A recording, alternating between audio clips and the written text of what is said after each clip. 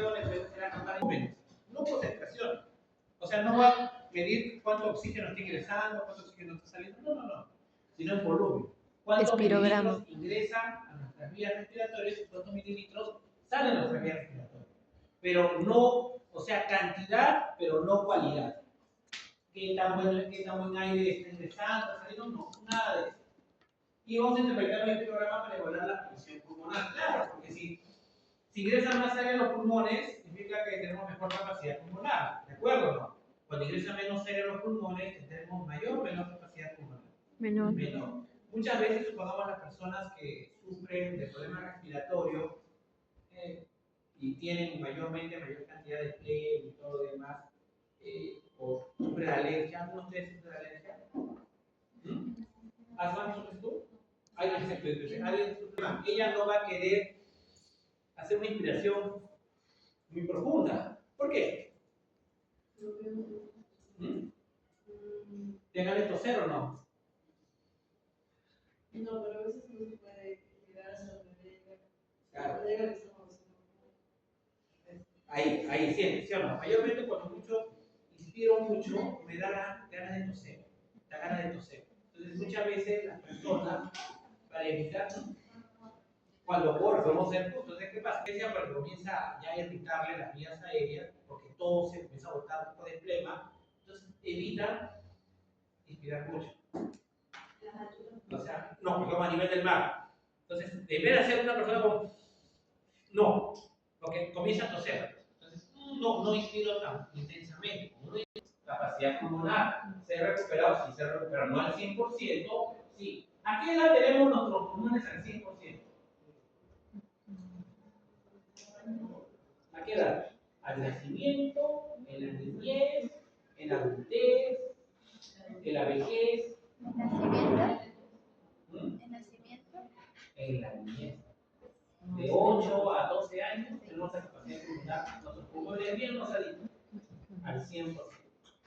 No hay ningún niño que se canse, tiene su hermanito, alguien ahí, un sobrino por ahí, lo dejan y caminan y corren y no se cansa, porque su capacidad pulmonar está adecuada. Más bien, cuando pasamos a la adolescencia, hacia la adultez, ¿qué ocurre con nuestra capacidad pulmonar? También está disminuyendo. Nosotros nos cansamos. Entonces, nosotros nos cansamos más que todo porque no respiramos bien. O sea, nos falta aire. Muchas veces cuando realizamos actividad física también, muchas veces no tenemos una buena capacidad pulmonar. ¿Por qué? Porque no entrenamos bien nuestros músculos respiratorios, que son los músculos intercostales. ¿Cuáles son los músculos respiratorios? Intercostales. El diafragma y los intercostales externos. ¿De acuerdo? ¿Por qué? Porque inspirar es que el músculo diafragma se contraiga y se dirija hacia abajo. ¿De acuerdo? Y eso aumenta nuestra caja torácica. Entonces esa contracción cansa. Pues es más fácil, cuando uno no está entrenado, en vez de respirar. ¿Cómo respiran? Así, y se te cansa más rápido. Claro, no exige esa diafragma, pero no ingresa mucho aire a los pulmones. Entonces viene la fatiga muscular. ¿De acuerdo? Entonces vamos a comprar algunos procesos patológicos a nivel respiratorio. Y acá tenemos un interactivo. Usted ya lo había visto, pero vamos a ver con este. Expira. Inspira, ¿de acuerdo? Expira. ¿Pero por qué es inspiración? Porque está aire, ¿lo ven o no? Inspira. Expira. Ahora viene la pregunta. ¿Cómo es? El aire ingresa y expande los pulmones. Miren. O, de nuevo. Fuerte. El aire ingresa y expande los pulmones. O se expanden los pulmones y el aire ingresa. Alternativa 1 o alternativa 2. Por mesa. Quiero su respuesta por mesa. Alternativa 1. A ver. Ingresa aire. Besito. Expande los pulmones. O se expanden los pulmones e ingresa el aire. Cada mesa. La B. Ah, la 2. Por mesa. Volumen, compresión. ¿Cómo son? Directa o inversamente proporcional. inversamente proporcional. ¿Qué quiere decir? Ojo, si aumenta el volumen, ¿qué pasa con la presión? Disminuye. Si baja el volumen, ¿qué pasa con la presión? Aumenta. Causa, consecuencia. ¿De acuerdo? ¿Qué volumen va a variar? ¿De acuerdo? Vamos entonces con mayor detenimiento a ver la base de ahí. Esto ayuda bastante. Sí. Esto ahí, ponemos ahí y regresamos.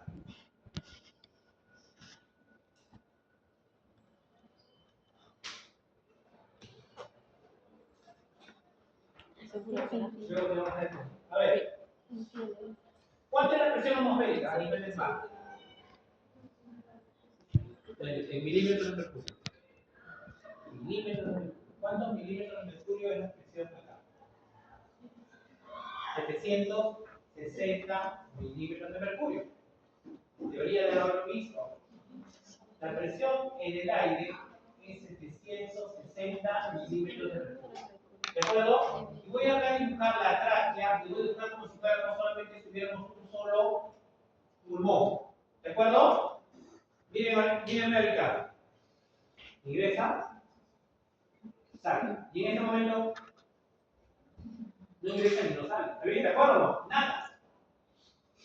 ¿Cuánto será la presión dentro de los pulmones en ese momento? ¿Será 760, más de 760 o menos de 760? En ese momento no ingresa ni sale aire de los pulmones. 760. Justo en ese momento es cuando 760. Por eso, como no hay diferencia de presión, igual que en caudal, ¿se acuerdan que si no había diferencia de presión, si la diferencia de presión era cero, no había caudal? Igual, si no hay diferencia de presión, no había nada. ¿De acuerdo? Luego viene el músculo diafragma que se contrae. Cuando el músculo diafragma se contrae y los intercostales externos se contraen, ¿qué pasa con la caja torácica? ¿Aumenta o disminuye?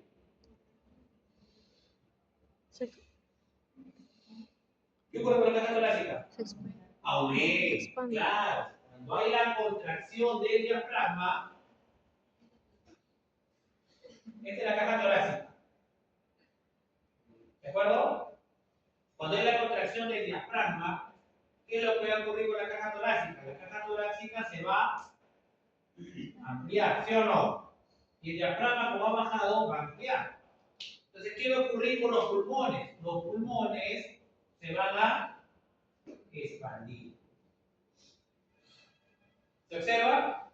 ¿Afuera cuánto es? Si aumenta el volumen del pulmón, ¿qué ocurre con la presión? Disminuye. Entonces, ¿cuánto tendría que ser la presión acá? 758, 757. ¿Qué va a ocurrir con el aire? Ingresa. Porque aquí es 760 y aquí cortó 757. Va a entrar moléculas de aire, como moléculas, y 757 va a ser 758, 759 y se vea 760. Y si hago una inspiración con mayor intensidad, ¿entrará más aire o menos aire? Más aire. ¿Por qué entra más aire? Ah, porque ahora el pulmón, si este era una inspiración,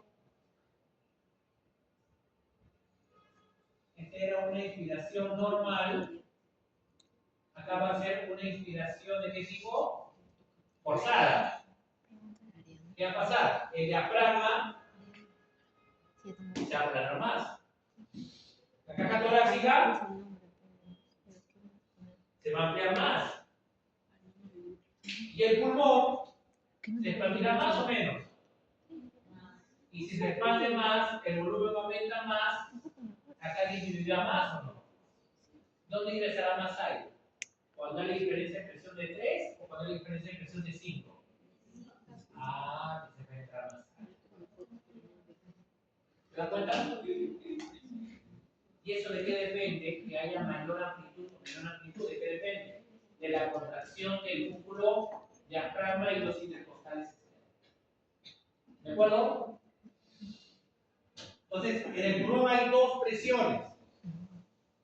Esta es la presión llamada, que está adentro, que se llama presión intrapulmonar.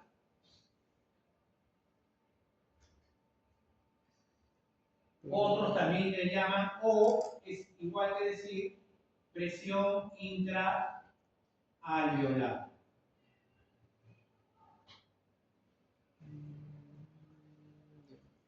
O sea, es la presión que hay dentro de todos los alveolos. Ahora, como el pulmón está lleno de alveolos, voy a llamarle intraalveolar o intrapulmonar. Por su anatomía, ustedes saben que la caja torácica y el pulmón están cubiertos por una célula que se llama la pleura. Esta sería la pleura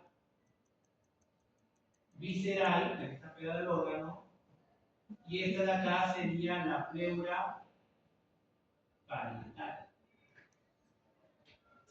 Y entre ambos, ¿qué hay? Un líquido, llamado líquido pleural, entre ambas pleuras. Y este ejemplo, me han hablado ustedes de presión intrapulmonar en la parte teórica. Esta parte vayan a repasarlo por ese delta de P, que dice que es la presión en el intra menos la presión que en el extra. Siempre la presión dentro del alveolo tiene que ser mayor que la presión fuera del alveolo. Porque si fuera al revés, ¿qué pasa con el alveolo? Colapsa. Lo que manera que un alveolo no colapse es como un globo. La única manera que un globo esté inflado es que tú lo soples, ¿cierto? Si tú lo soplas, entonces la presión adentro tiene que ser mayor que la presión afuera. Y si la presión es igual tanto adentro como afuera, ¿qué pasa con el globo? Se chupetea. Entonces siempre tiene que ser mayor donde dentro. ¿De acuerdo? Y esto lo podemos considerar también como dos láminas con objeto. Ustedes han hecho histología, ya lo han visto, son las curvas, con objeto. Son como dos láminas de vidrio. ¿De acuerdo o no? Imagínense que esta es la caja torácica, o sea, los huesos con los músculos. Y mi mano izquierda es el pulmón. Entonces, aquí está la pleura. ¿Qué pleura sería?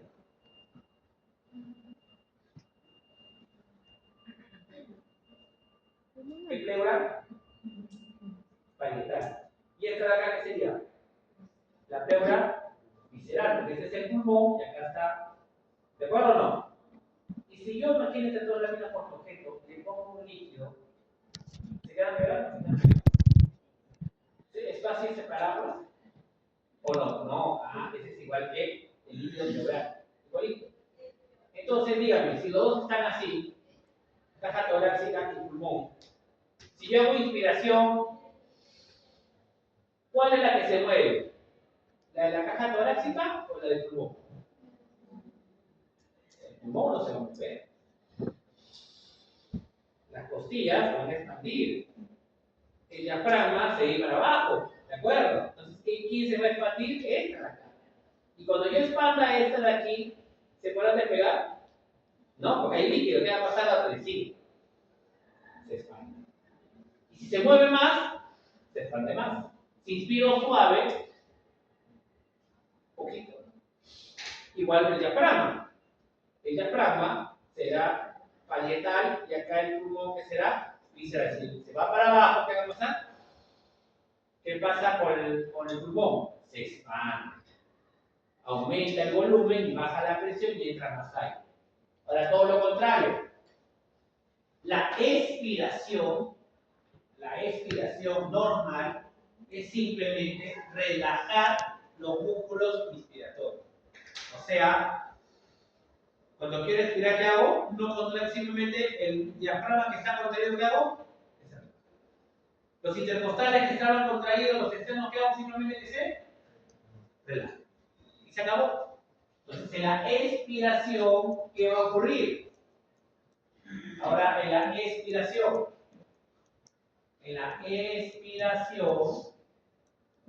lo que va a pasar es que el diafragma simplemente se va a relajar. Y si el diafragma intercostales se relaja, ¿qué pasa con la caja torácica? ¿Aumenta o disminuye? Disminuye. Si la caja torácica disminuye, ¿Qué pasa con el volumen? ¿Aumenta o disminuye el volumen del pulmón? Afuera es 760. Si disminuye el volumen, ¿qué pasa con la presión? Aumenta. ¿Qué pasa con el aire? Por diferencia, por relajación de los músculos inspiratorios. No hay contracción, sino relajación de los músculos respiratorios.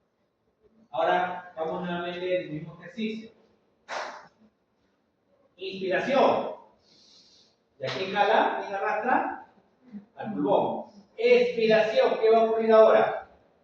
Regresa, ¿sí o no? Y el pulmón va a querer retraerse más. El pulmón que se hace chiquito. ¿Pero puede hacerse chiquito? No. ¿Por qué? Porque la caja torácica está evitando eso. Si no estuviera la caja torácica, ¿qué pasaría? Sería el pulmón que ¿quién está evitando? Esa presión que hay entre ambas pleuras. Esa presión entre ambas pleuras tiene un nombre. Eso se llama, justo acá, este espacio. Ahora que hay una presión dentro de los alveolos. Aquí hay una presión llamada presión intrapleural. Otros también le llaman presión intratorácica, porque está dentro de la cavidad torácica. Cualquiera de las dos. Entonces, gracias a esta presión intratorácica, el pulmón no colapsa. ¿Por qué? Porque cuando se relaja la caja torácica, el pulmón se va para acá. Pero el pulmón, ¿por qué no lo trae? Porque es hueso. Ahí no se queda. Y otro que quisiera, no podría. ¿Qué pasaría si yo quito el líquido? El pulmón se retrae. Ya no sería conectado a nada. ¿De acuerdo? Se perdería eso. Ya haga lo que haga, ya no, el pulmón no se podría nuevamente expandir solo. El pulmón no se expande solo. El pulmón se expande, ¿por qué? Por esta presión intratorácica. Esa presión siempre es menor que la presión atmosférica. Esta presión es 700, ejemplo, 57. Acá 756. Acá 758. Perdón, no, 55 porque hay mayor expansión. Y acá 758. Siempre es menor que ¿quién? Que la presión atmosférica. ¿Cómo podríamos perder esa presión intrapleural? Lo más común que ocurre es que se rompa las costillas. Si se rompe las costillas o se rompe el músculo con un cuchillo, imagínense. ¿Afuera cuánto hay? ¿Y acá cuánto hay? ¿Qué va a pasar? El aire ingresa acá. ¿Y cuánto sería acá ahora? 760. Y ambas láminas por objetos, ¿qué pasaría? Si hay aire, se separan. Y cuando haga la inspiración, ¿qué seguirá? El pulmón se queda colapsado.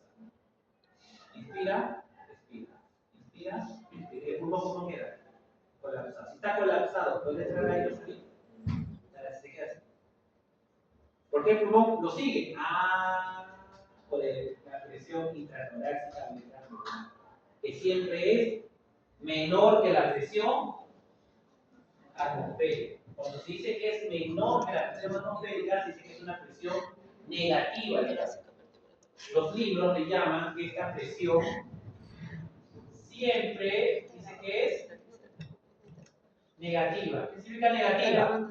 Menor que 760 milímetros de presión, menor que la presión del aire, menor que la presión atmosférica. Ese es el detalle. Ahora, otro concepto. El ordinariado, sustancias surfactantes. ¿De acuerdo? Todos los alveolos, ¿con qué estará lleno el centro? ¿Con qué estará lleno el alveolo?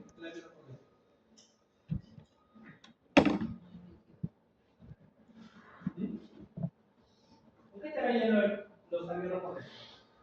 ¿Con qué sustancia? En el centro. ¿Con qué está relleno? Los alvéolos en el centro.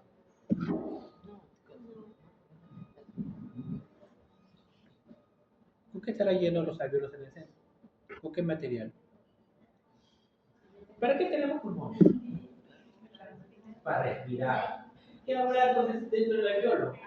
Aire, pues. Si no va a haber, no va a haber agua, pues tiene que haber aire. Entonces, todos los alvéolos en el centro, ¿qué tienen? Aire. ¿Y para qué yo quiero tener aire en el centro del alvéolo? Porque me imagino, ustedes lo saben, todos los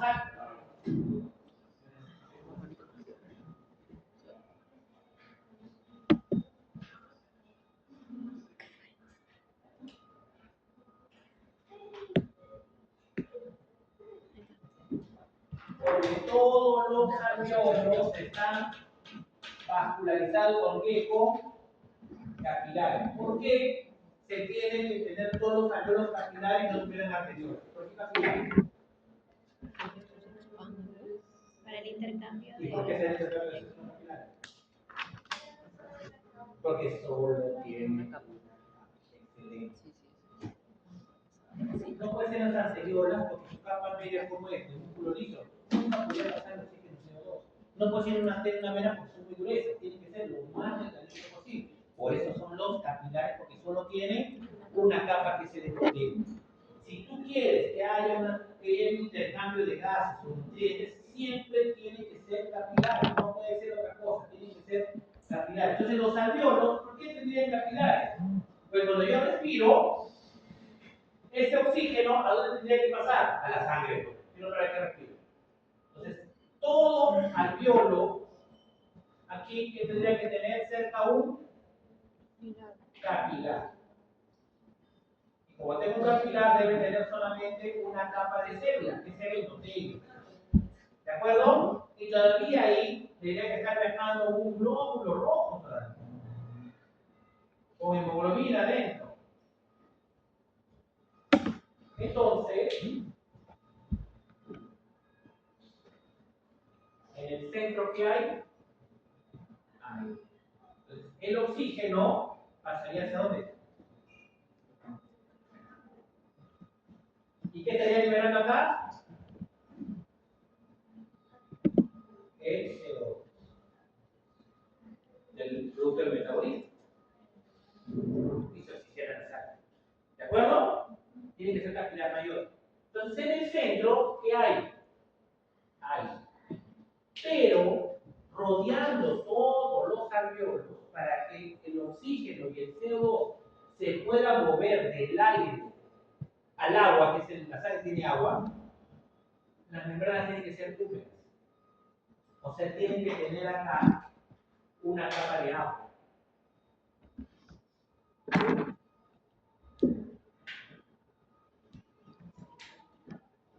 O sea, todas las membranas respiratorias que tienen que tener agua. Todos son moléculas de agua.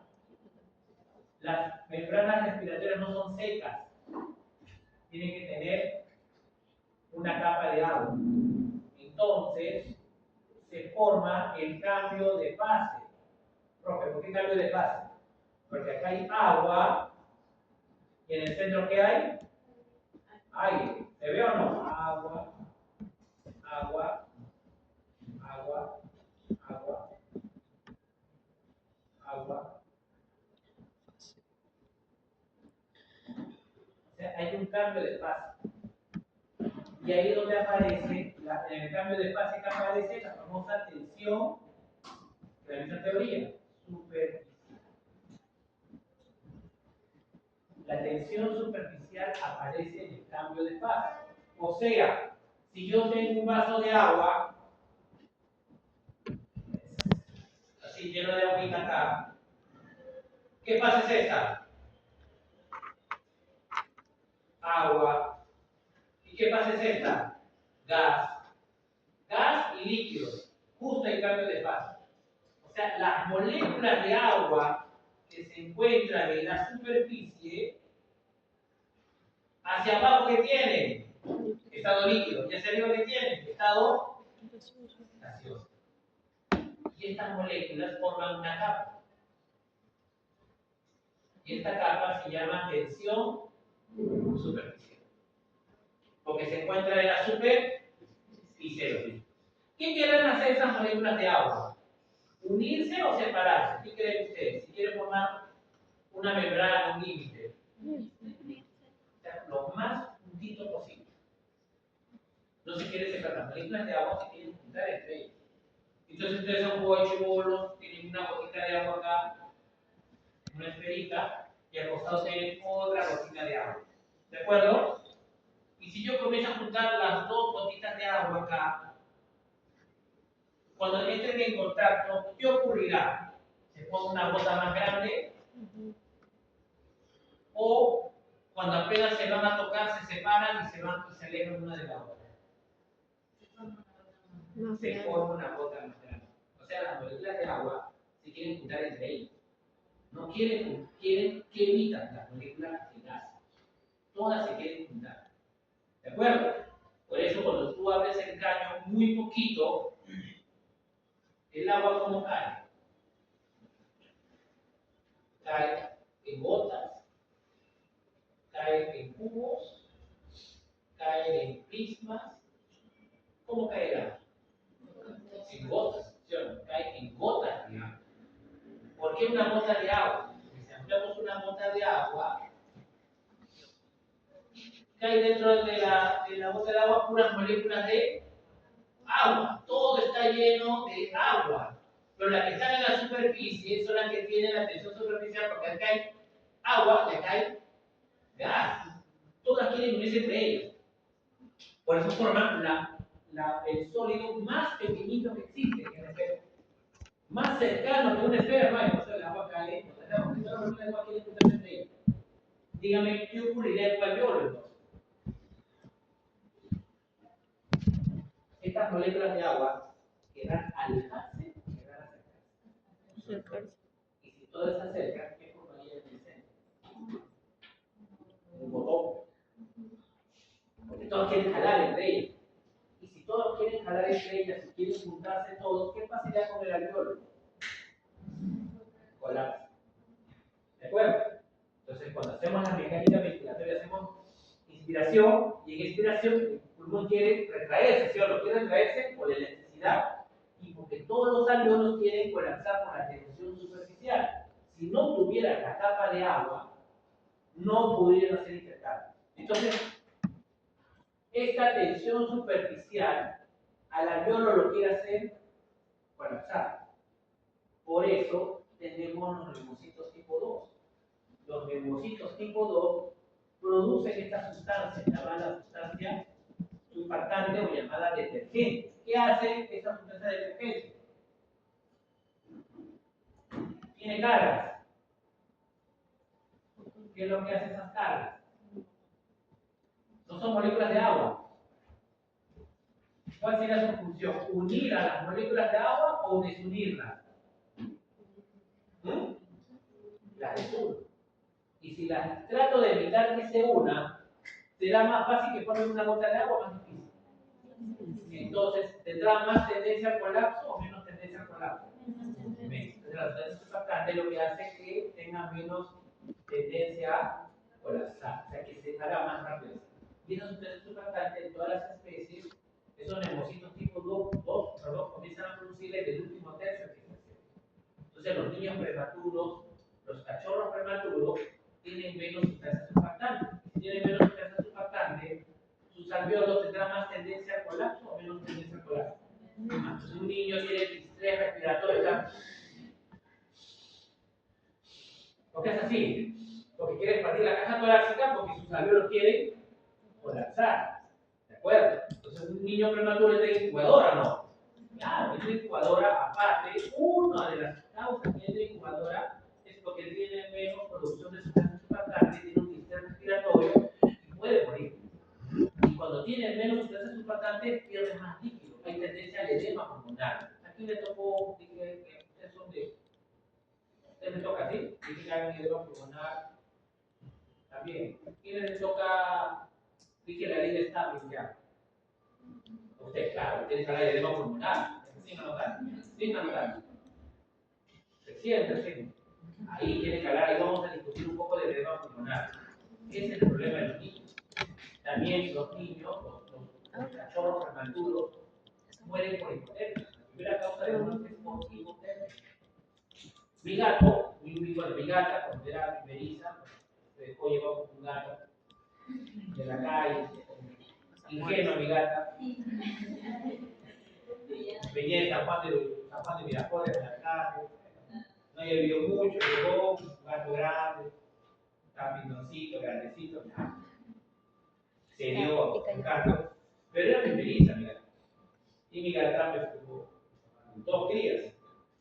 Pero da la primera cría a las 1 de la mañana. Y como era primeriza, no tenía esa cultura maternal y el gato quedó en la mitad del una mancha. Así. Suerte, en casa se dieron cuenta y estaba frío. ¿Qué hicieron? Calentarlo, ponerle mantas, secarlo, llevarlo a la mamá, para que lacte. Porque si no lacta, el calostro que tiene, aparte de gran cantidad de inmunoglobulina, tiene energía, calor. Entonces, ¿por qué? Si no se moría. Si no hubiera pasado alguien, hubiera pasado media hora más tarde, ¿qué hubiera pasado? Ya se va, por hipotermia. Entonces, la principal causa de muerte es cuando una incubadora también maneja la temperatura.